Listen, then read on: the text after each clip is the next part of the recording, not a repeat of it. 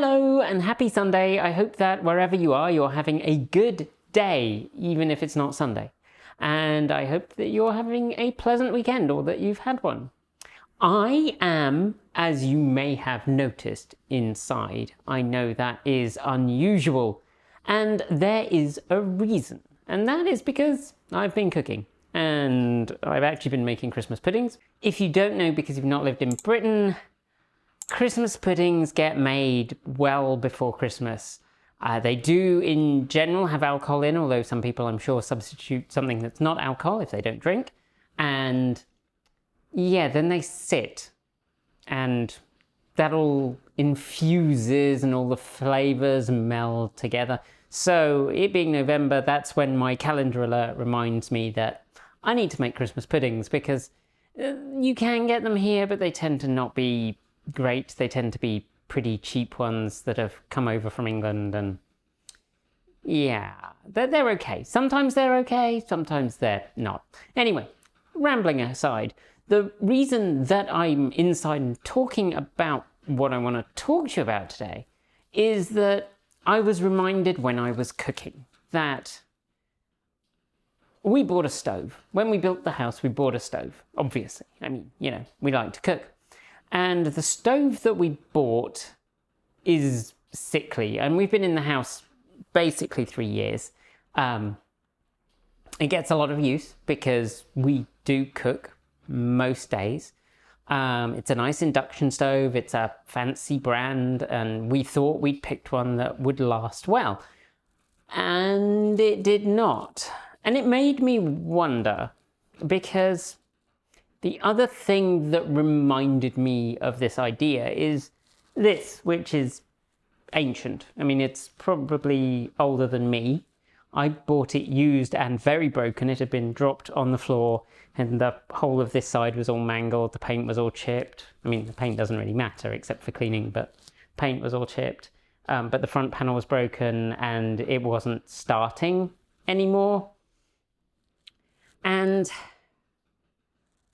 the reason I chose this mixer and not a KitchenAid or some off-brand cheap one is that they've been making these in a few varieties since the 1940s.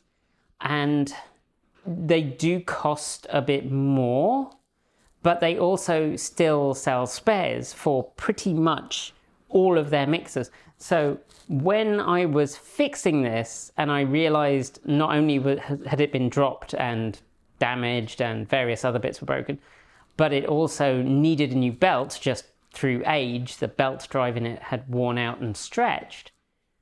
I just ordered one.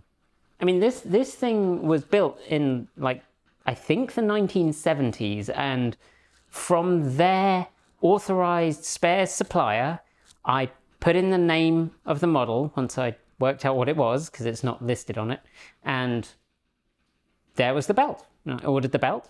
Belt's arrived. It works perfectly now. I did make a new front panel for it, and it's taken a bit of work to get it all back together. But the thing is, it's designed to be taken apart. It's designed to be repaired. It's designed to have its parts lubricated if they need lubricating.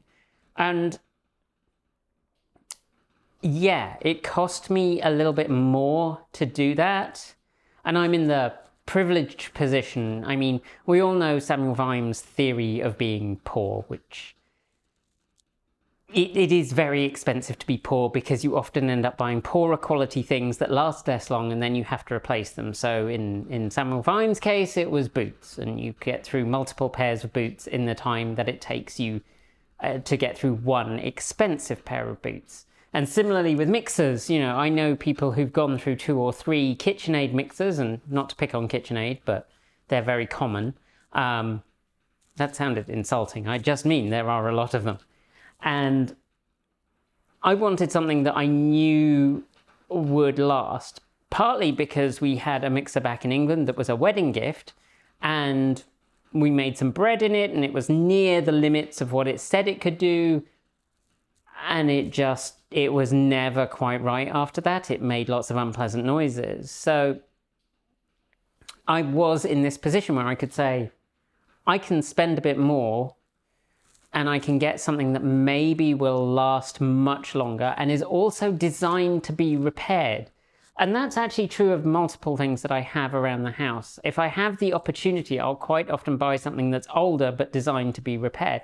So I have a CD player from the 1980s, which is older, but it came with a manual. It tells you where you can test certain circuits to make sure they're still working correctly, and tells you the values of all the components so that you can replace them. And that is more expensive. It is inherently a little more expensive to design things in that way. And my question is that something that you do if you have the opportunity? And I understand for many people that just being able to afford a thing is, you know, the bare minimum that they can manage is the bare minimum cost.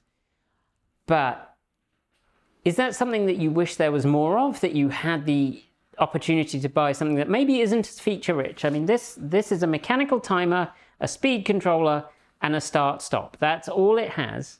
I mean, you can buy accessories for it. I did buy the beta accessory for it, which is also quite cool, incidentally, that you can buy a 1970s mixer and they still sell you the bowl and the beater, and it still fits the modern one. And yeah, anyway, getting distracted. Is that something that interests you? The idea of buying things that are maybe a little simpler but will last much longer, or that are more expensive because they're designed in a way where you can take them apart, repair them and put them back together. So let me know what you think. I'm really interested to hear whether that's just kind of a weird me thing, or whether that's lots of people are interested in that kind of thing. So drop your thoughts in the comments below. Thank you for watching, and I hope you have a great rest of your day. Okay, so I may be inside, but I don't have the teleprompter set up because it's not a day where I'm normally filming. Just, you know, thought pops into my head. Gotta get it down on celluloid, I suppose, ish. It's not celluloid, it's silicone, I suppose. Not silicone, silicon. You know what I mean. That's it for today. If you liked the video, be sure to give it a thumbs up, and don't forget to leave your thoughts below, or in our free to join Discord chat room. There's a link in the video description. And if you really liked it, why not leave us a super thanks? It's easy to do, and everything you send goes towards helping us make great content. If you haven't already, make sure you're subscribed to this channel and our other channel, Transport Evolved. Yes, I do read the comments. And give the bell a gentle ring to make sure you're told when our next video goes live. And before I go, check out our regular sponsors. Links below, and if you use either company and use the relevant codes listed below, you will be helping us out too. Thanks on behalf of the entire TE crew go out to everyone who makes this channel possible. That includes everyone who supports us on Patreon and YouTube, as well as those of you who just watch our videos and share them. And if you're a supporter at the charged up level, you'll see your name right here on my right. And if you're just joined, we're sorry if your name isn't showing yet. We render the list out every week or so, but sometimes our videos, like this one, are produced in advance. Thanks to our self-driving tier supporters, Mike Weeder, Patrick Boyarski, Chris Maxwell, Brian Newton, Michael Goad, Bennett Elder, Andrew Martin, Pedro Muro Pinheiro, Brophy Wolf, Chris and Michael Johnson, Tesla in the Gong, Dan Blair, Peter Dillinger, Gordon C., Stephen O'Donoghue, Kyle Hodgson, Anthony Coates, Raging Fellows, Denny Hyde, Chris Ascenter, and Jim Burness. And of course, out of this world thanks to our Starman supporters: Andrew Glenn, Anonymous Freak, JP Fagerback, Joe Bresney, John Lyons, Rory Litwin, Kevin Burrabridge, Dave Kitchen, Laura Reynolds, Marcel Ward, Matthew Drobnak, Paul Conway, Reggie Watts, Will Graylan, and of course, the ever-present Ian. Want to be part of this amazing list? You can join Patreon at the link below.